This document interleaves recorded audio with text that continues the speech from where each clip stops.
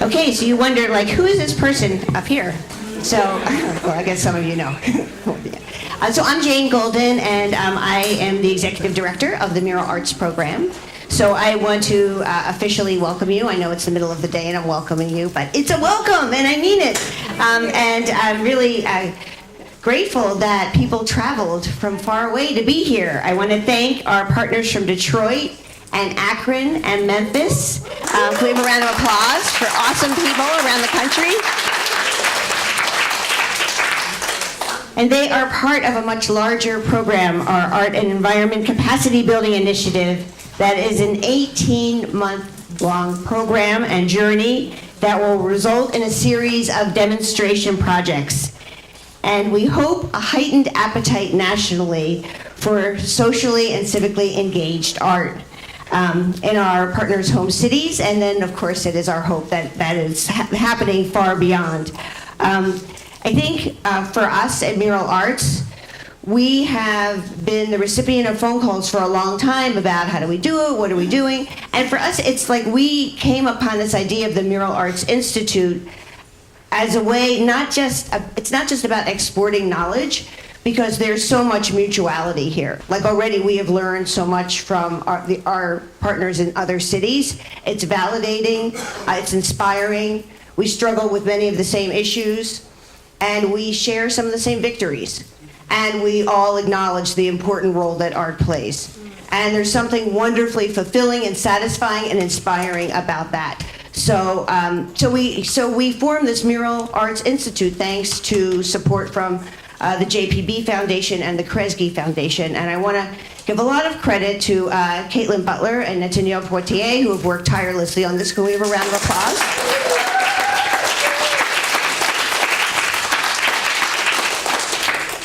And I know it's sort of hard to take time out of your busy schedules to come together and reflect, and I'm certainly not a good example of that at all, because I sort of am on the move, and I don't really like planning, and I like doing, and can't we do more projects, and so the staff is laughing at me because they know I'm like, I really should learn how to meditate, but it will never happen.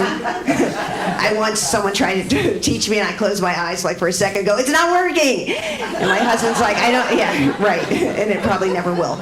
So, but for us to come together and share our ideas, and to talk about what's going on in our cities. And when you talk, I hear things going on in Philadelphia, and I feel the relevance. I think that for me, the longer I've done this work, the more I think about the field of, now that everybody in the world is doing social practice, it calls, I know that could get a little laugh, right? But I think that it calls into question ethics and time and capacity and integrity, and how do we do this work well, and how do we tackle serious, often intractable social issues that we face and deal with and think about all the time. And we can do that as a lone organization, but for us, we partner with about 100 organizations in Philadelphia every year, and truly our lives are enriched because of that. And now it's doubly enriched because we have colleagues around the country. So I want to tell you, we come to this institute naturally as a progression over 30 years. It's led us here, and I feel that the whole trajectory of Mural Arts has been a path of discovery. And I want to just think for a moment, just reflect on the two speakers this morning, Patty and Stacy, and then Carl, and because what it did was it brought me back to our roots. We used to be the Anti-Graffiti Network before Mural Arts, and that notion that art was a critical part of city services, that people felt like they were not getting services, and that there was something revolutionary about doing a 3-story mural in a neighborhood that represented people's lives who were there. And that indeed became catalytic. And so we saw art not merely as an object, but as a tool, as a process, as a catalyst in the shared spaces of our city. And so there's something that's very much connected to issues around equity and access and opportunity. And in order to do the work well, you have to be a long-distance runner. You have to steel yourself for all kinds of obstacles. You have to absolutely never hear no. And you have to be completely tenacious, because the world needs art, period. End of conversation, right? So I am beyond thrilled that you're here. And I just want to say that that I just approach all of this with the utmost gratitude. And I want to thank, again, the wonderful, we have many mural arts staff who are here today. Could you raise your hands? Because I work with the most awesome, wonderful, talented, dedicated people in the world. Who are always raising important issues. And so the other thing I want to say to the other cities that we have learned is that don't dig in, be able to reflect and course correct. Certainly we have in the life of our program. And I'm always learning from staff, from community members, and from our constituents. Last night, we stood in front of a mural at on the sides of our municipal services building that was created by men who had spent a long time in prison. And they are finding real success in the art world now. And they credit our guild program, I credit them and their grit and their resilience. But as I looked at them and I looked at members of our guild program, young men and women who've been in and out of the criminal justice system, I realized that that term mutuality is alive and well at the Mural Arts program as we learn from everyone all the time. So thank you. And now I want to introduce our afternoon session. Yes. Speaking about social action. So it's my honor, actually, to introduce Holistic.art. They are a Philadelphia-based organization that participates in hyper-localized community development through art and design. It is a Black, queer, women-led cooperative employing a social justice framework to impact the built and perceived environment. With us today are Charlene Griffith, Janine, who I know and love, Kayembe, and Sam Spetner. Charlene is a Black queer mother of 3. She is an interdisciplinary social scientist, healer, and cultural worker. Charlene's own arts background started in dance and theater and was born out of the 1980s and 90s era zeitgeist of modernism, punk, and hip-hop culture. She's been shaped by the intersections of her Afro-Indo-Caribbean upbringing in the US and her British immigrant experiences. She is the initiating artist for Holistic.art, and she has been developing opportunities at the intersection of artistic, wellness, and social awareness practice for over 2 decades.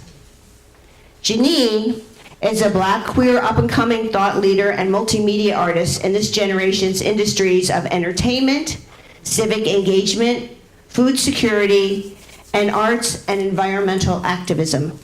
Janine came to Philadelphia from California, seeking opportunities to use the arts and youth organizing as a vehicle for social change. At age 19, she took part in co-founding, and I love this organization, Urban Creators, where she is currently the co-executive director and executive producer of an amazing, for Philly people, you've got to go next year. It's this great event called Hoodstock. It is a community and arts festival, and we had the great privilege of being part of it, and the excitement in the air was palpable. And finally, Sam. Sam is an artist and designer currently living in Philadelphia. Please join me in welcoming Holistic.art.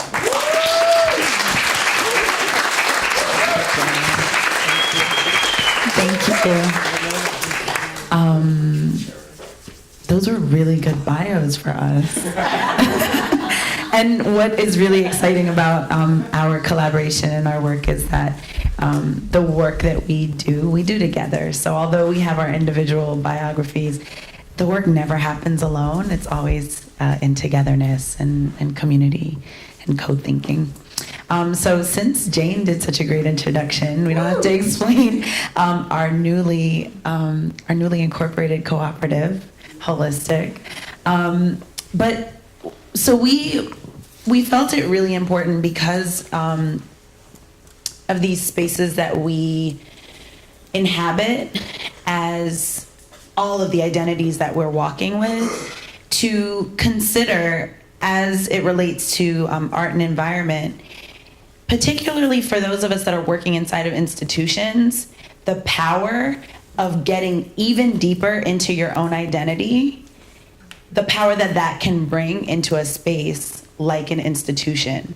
And when we say institutions, we understand that that can range from the art organization that you work for to our government and, you know, our city governments. So can folks just kind of popcorn style? Can you hear me? Yeah. Okay, we're gonna do this without this one. Go ahead. Can folks like popcorn style just shout out a few of the problems and challenges that you're experiencing in your city, in your neighborhood with making art and with doing public art in particular and art in community? Just popcorn style. Equal access. Equal access. Bureaucracy. Bureaucracy. Resources. Funding. Resources. Reaching folks where they are. Reaching folks where they are. Authenticity. Time. Respect. Respect. Weather. Weather. It's real. Ageism. Ageism. Lack of creativity. Lack of creativity. Lack of creativity, absolutely. Need of leadership. Leadership, need of leadership. Mhm.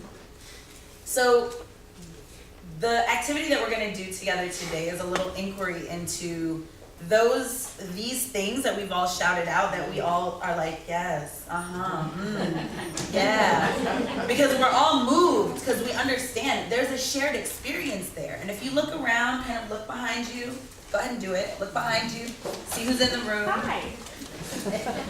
So although we didn't have time today for everyone in the space to speak out the bios that we got to present, you know, talking about the identities that we feel have shaped us, every single person in this room walks with an identity. So using your snack container, I'm gonna take about 10, 15 minutes, because y'all are creative and because I already see some folks making, which is poppin'. We're gonna take about 10 minutes, and we have a little prompt here. We would like for you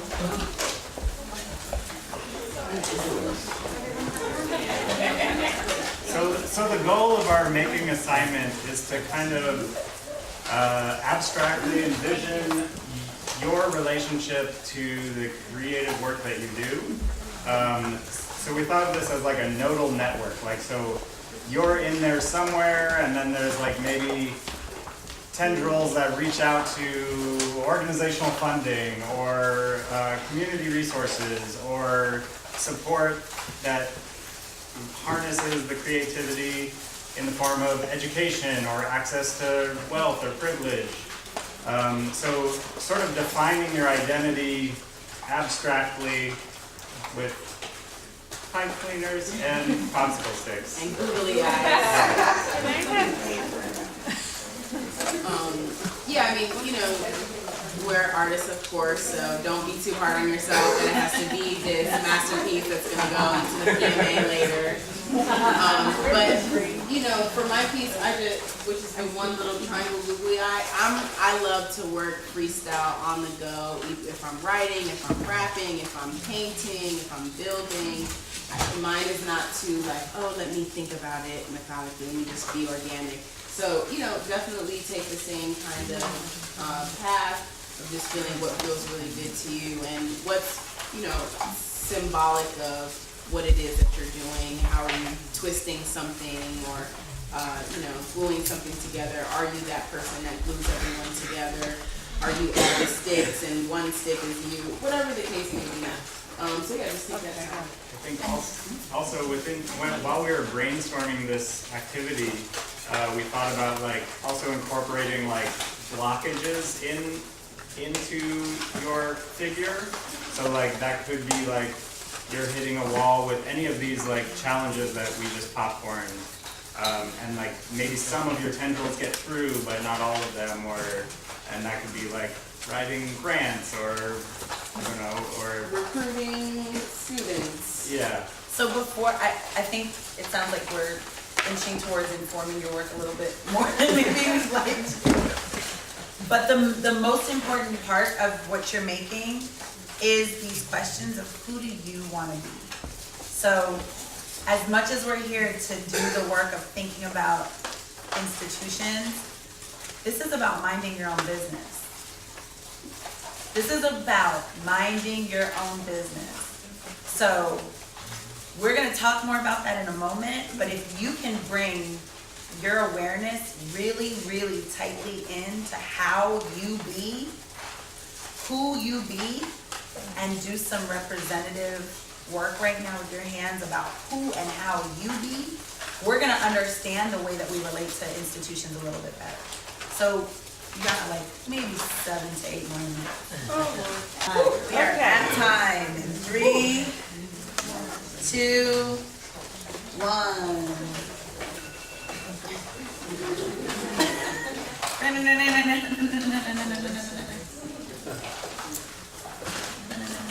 How's everybody feeling? Good? Yeah.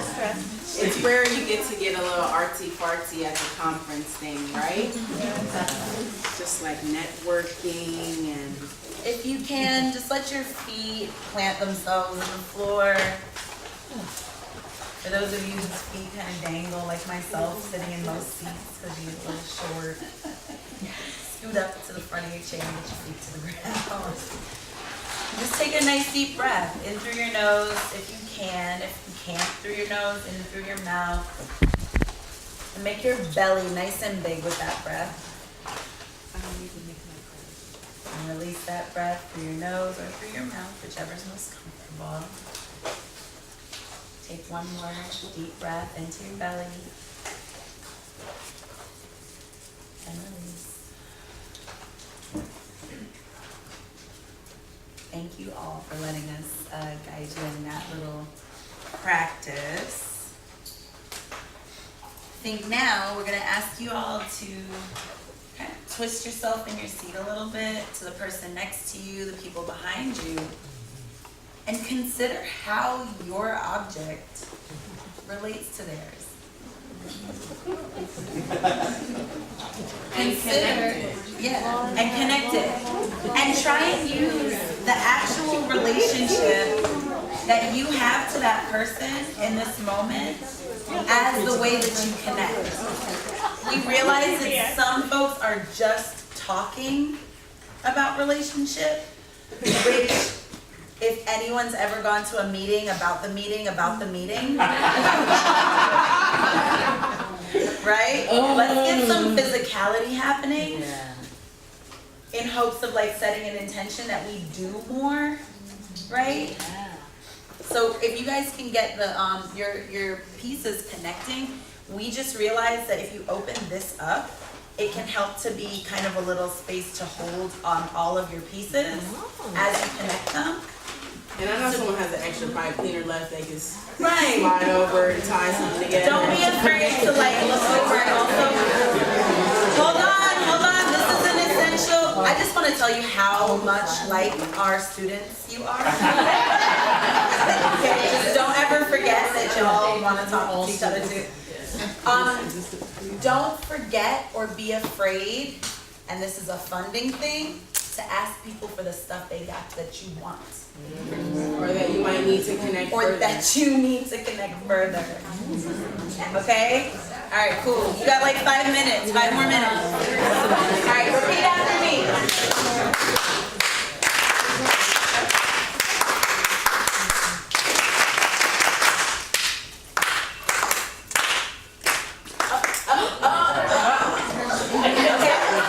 Here's another little teaching device. So when I'm in spaces where we're talking about individual experience and kind of having to bear witness to personal experience as a testament to the way that we have to then engage with institutions and systems, when you do this clapping exercise, when I say repeat after me, you're trying to retell my story, right? So if you don't wait for me to finish telling my story and you go try to tell it for me, you're without a doubt, 1,000% of the time when you tell it wrong. So this is sometimes a good practice to do with students when like doing listening exercises, but it's also really an essential thing that I like doing with adults, especially when we're doing this kind of work, because we're always like, oh, the narrative, what's the story, what's the case studies? And it's like, oh, actually, I don't have the whole story. Hold on, let me let the frontline community tell the story themselves, right? So that's a little aside. But we are at time, and we thought we'd bring up this quote, which is the quote that I have liked the most over the years since starting doing this like self-centered program and all of the iterations. Can we read this together? The light is shining. Okay, I'll read it. Knowledge can be acquired by a suitable and complete study, no matter what the starting point is. Only one must know how to learn. What is nearest to all of us is man, and you are nearest of all men to yourself. Begin with the study of yourself. Remember the saying, know thyself. And something that we didn't get to do because we jumped right into the group thing is we just wanted a little bit of feedback of like when folks were making their identity, how are they feeling, what was going through their head. Did anyone want to share? And if it's okay for us to take notes as you share. So share what you're happy to have documented. And if no one had thoughts, it's Yeah, let's do it popcorn Yeah. style. Why do I have thoughts? Okay. okay. They're not gonna know what mine is without you. Oh, well, we're going to talk about the Well, I group have a one right different- after. I think right now we're just talking about What what did did you we feel? feel about Okay. ourselves. Yeah. Hence the quote. Hold on, what? Oh, When you were making your self-identity, what were you? we are talking about this. Okay, sorry. Mine was, there's such a division between, culture, race, ethnicity, different classes, different, whoops, sorry, different phone sounds. And trying to connect them all together through art. And, I had two, thank you, Bobby, God bless you. And connecting the two together, glue and a string, tying them together, and I don't know if you can see, you can't. I just Yeah, made we'll different put 'em all colors, together the too. different people groups, and different groups coming together through art and tying them together. So, Can I and ask you a then clarifying- tying hers together in that. So Can I ask you a clarifying Yeah. question? So when you say the division between race and class and all of these identity labels right. and trying to connect them through Right. art, is that a practice? Do you use art as a practice that helps you connect those identities in yourself? Oh, most definitely. Okay, Most definitely. okay. Because you're always trying to get to know somebody else because somebody has a different perspective than you do, Mhm. you know, or a different life experience. And getting to know identity. somebody through relationship, and then being able to have those conversations through that, you know, but getting to know the person first. So Mhm. that's my experience. Anyone else? Thank you. At first, when I saw create a figure, I was like, I don't want to make a figure. I want to like make a little picture here. Okay. So I had to get past that. Out And the then, box.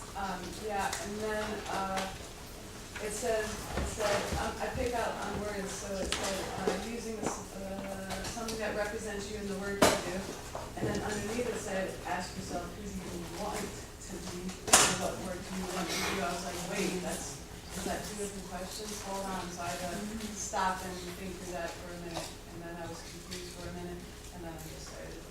So, but those are my feeling answers. So yeah. Thank you. Back there? Can I ask a clarifying question of you? Yes. And anyone else that may have also felt some of that tension by being given a prompt that and being given tools to use that you don't want to use, but then being confused by the questions, even as they're about yourself, but being like, but wait, but I know me, but what question is this? What does this mean? How do you? What was the shape that you used to symbolize that confusion and tension? Like, what was the thing that you did with the objects in that tension?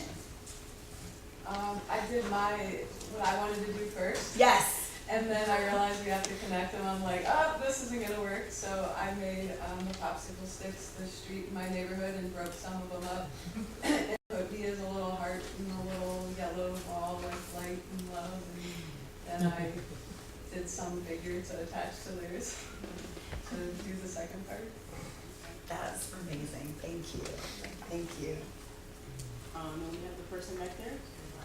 Yeah, last one. So I felt like I didn't have enough. I just didn't have enough in the box. And clay. And markers. He said, you need us to fly you out to Paris.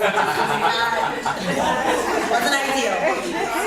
The idea of, I looked in the box, I peeked before, and I was like, what are we gonna do with this? And then you're like, it's gonna be an expression of you, essentially. And it's just, a moment of reflection. I really thought that this was kind of weird, I thought it was just too dynamic to come up with anything in there. Like, I really thought like, this is not gonna work for me. And just looked at the popsicle sticks, man, and it was like, well, it made you break down your essential being. Like, what's essentially you? What's essentially? And so I just put my initial on it, man. And my name's Ace, but that's not my real name. But no one knows my real name unless you know me. But anyways, A and an E. And so I left the C off because people think my middle name is a C, but I have no middle name. So to me, just the very essentials. I tied the A together to connect me and my twin brother, and I don't know, I'm like on God, I'm just making stuff. I have no idea how difficult that was for me, but it made me reflect on who I thought I was. You know what I'm saying? What I thought I was. And damn it, I was gonna make something out of it. I just didn't know what. So I thank you for that, because I'm still in the whole exercise and doing it with my kids. So thank you. Yes. Thank you. We'll take one more. Yeah, one more. It's just we're this warming feedback up. is so good. You want to email me later? I'd love to hear. Need someone from the front. Yes. So I spend a lot of my time, a lot of the work that I do is from my desk. So the first thing I thought of when I thought of what I do is me in my chair. So I started, the yellow is the chair, so I started with my chair. And then the purple is me in my chair, and as I was working, I was like, but how do I stay in my chair? Because it's complicated, like how do I get these two units to stay together? And how do I get my earrings to stay on? And how do I get my eyes to stay in my head? Isn't it a question? This is rough because I'm like, I need a little extra support here, right? Yeah. And so, but to me, the best part was not just this, but the making of this, and getting my concept clear. But then when I was describing to Christy what this was, right, I was like, I would have made I was trying to make like, if I had more time, I would have made a computer monitor, because I'm looking at this, it's been a lot of time, looking at the screen, and she was like, well, I'll make you a monitor. So she made me, with the Mural logo, she made me.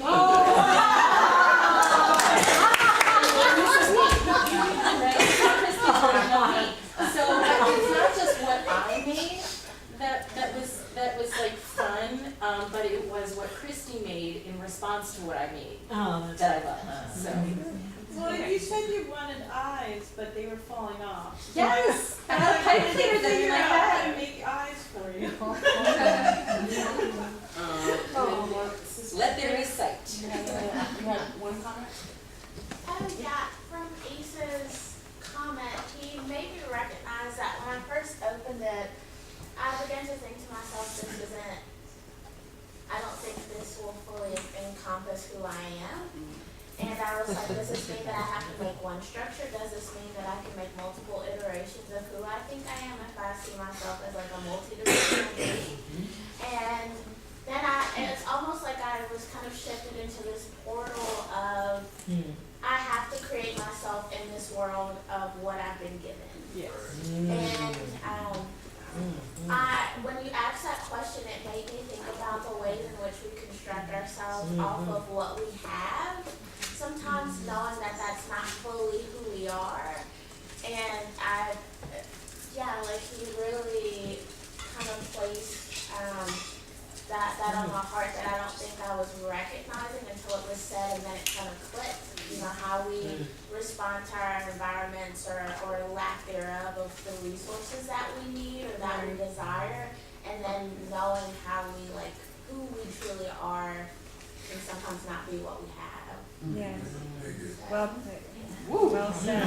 Well, from that, thank you so much. Give it up for y'all. Yeah, clap for yourself. So yeah, I see all these beautiful, oh my gosh, stars and things. So I'm gonna just give you another little tidbit about these things that we do for ourselves. So the clapping is also a form of acupressure. So when we clap together, we're not only acknowledging each other and saying good job and celebrating, it's also one of the first forms of sound music together, but also there's all of these essential systems of our bodies that are also activated through clapping.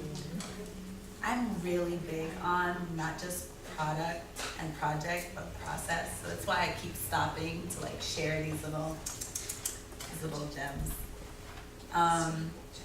So do you wanna? Yeah.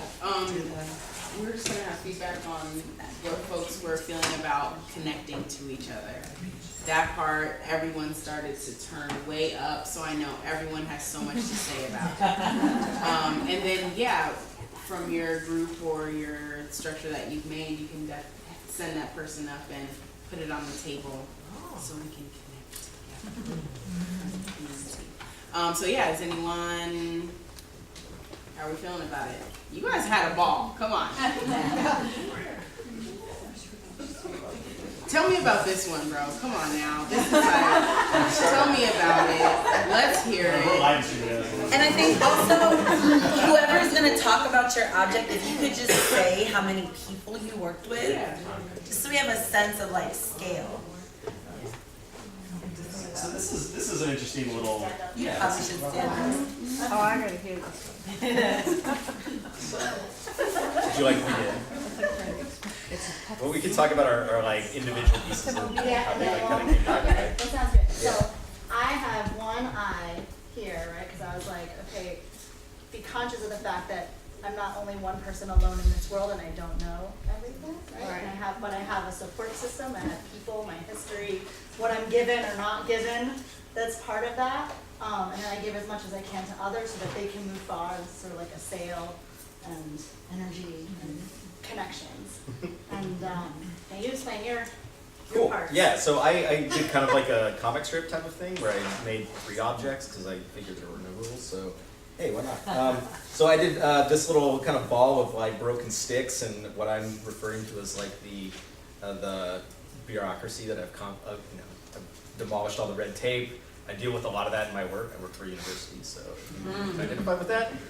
Extremely frustrating. And then I made this piece and this piece, which was the great project that you finally, after you smash through all that stuff that seemingly doesn't matter, and then the happiness that you would have. And then when Nednell and I kind of came together and realized that a lot of these are 2 sides to the same story, right? You rely on a lot of people to input that, and sometimes like that smashing bureaucracy, it entails like working with a lot of different people. You finally get to that point where you're supporting all these other people to do these really great things. So. And then that really great thing is also holding everybody up, right? Because then we turn it into a mobile, and so this no longer is the end, but the top. Give it a spin so we can catch actually, a good boomerang. Figured out how to do that here. Got it?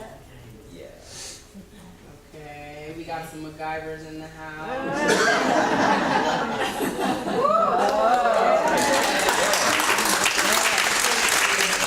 When I started doing this, I was thinking in law. So I have the heart in my head that sounds like a form of law. Everything that I touch might become caring and loving and peaceful. I always think in that way that even if it's too much violence and too much concern, how I can do to bring peace to the place that I go and connections. So it's the way that I think, so my hair become like a hearts and my hands and my third eye in my heart that is not here but is to see the conscious of the people through the heart, or something like that. So, and so, actually this one is supposed to be like this. You just gotta put it like that. Okay. So we had the connection because this was my third eye up here in my brain, but I also had my third eye, where is she? Right here in my third eye and my heart. And this is kind of like a tree also. And then there's like a little piece of me that I don't want to share with anybody else, that belongs only to me. And that's it. This part down here was my contribution. I came a little late, so I got only started, but it was supposed to be the beginning part of like a playground kind of area. So a space for taking risks and being adventurous and having fun, but kind of within like a safe designated structure. So then when we put them all together, we had Our Lady and then our kind of flower tree here. In the park. In the park.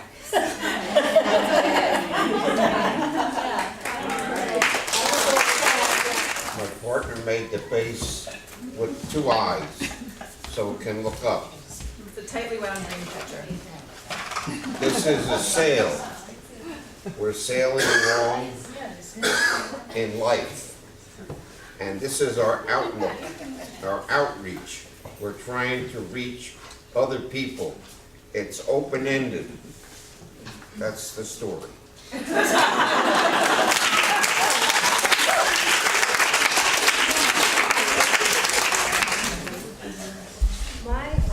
When I opened the box, I started thinking about the different parts of my identity that I would like to connect.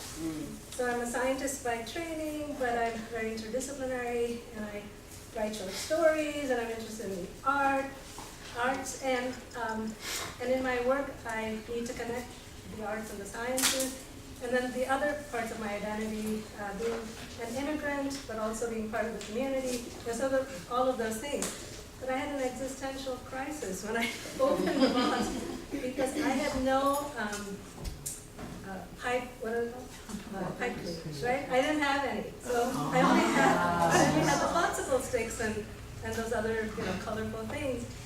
So I looked over, and Elizabeth and I had been talking before, so I knew she was a kindred spirit, and I saw that her box had an abundance of pipe cleaners. I think I got all her pipe.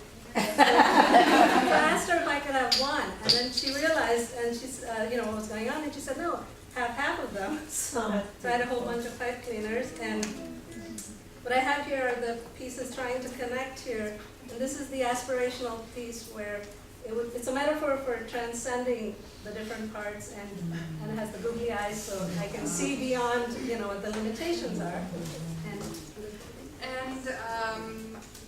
I do a lot of work with, I'm an artist, and I do a lot of work with scientists and lawyers and other artists. Most of my work is about collaboration, and it's based on a praxis, so I never know exactly what's going to unfold or how it's going to come together. So I guess my piece had 3 parts. It was this piece up here, and then this guy, and I'm not really sure what's happening here with the glue stick person, but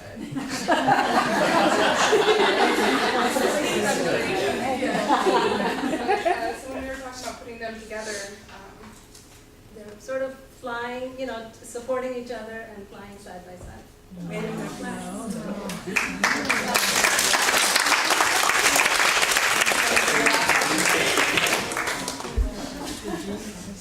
So I'll go first. This is my figure, and as an arts administrator, I work multiple jobs. Besides this, I'm assistant for a Park East project. Then I work for a private collector as his collection manager, and I also work as a gallery director for a nonprofit gallery.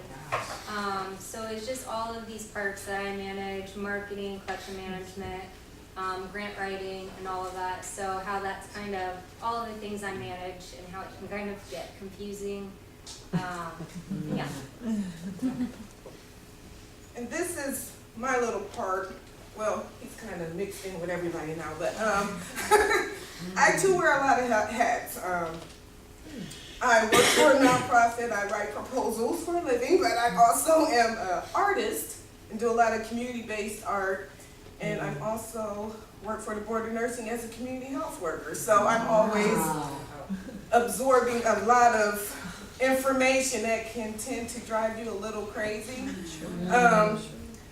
But I created a lot of arms on mine, but also there was, before we all kind of combined, there was a series of pipe cleaners behind me that were kind of whispering to each other.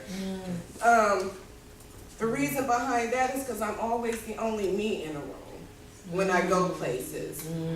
Typically the only African American, typically the only Muslim, and I either feel people are nicing me to death, or, and so I'm always wondering how authentic my interactions are with people out of either their fear of being real and politically correct with me, and I am so not PC, where I have to go into spaces and remember, look, you might be the one to offend someone for calling them out on their microaggressions. So I'm like always kind of operating in this weird space. So it's a weird thing where I'm either trying to stand out or trying to disappear. And so being stuck in the middle and being able to kind of disappear into what everyone else has going on kind of was a cool thing for me. Mine's this little piece at the bottom. I made it because I wanted to become more connected and more like woven in the community that I work in. So I kind of like wove things together. Because I think relationships are really important and can't really do anything by yourself. Well, you can do many things by yourself, but there are other things that you need a network to accomplish.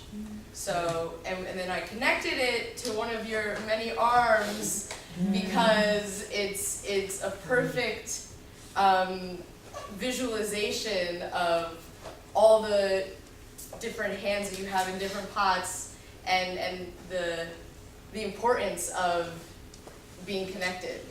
So that's that.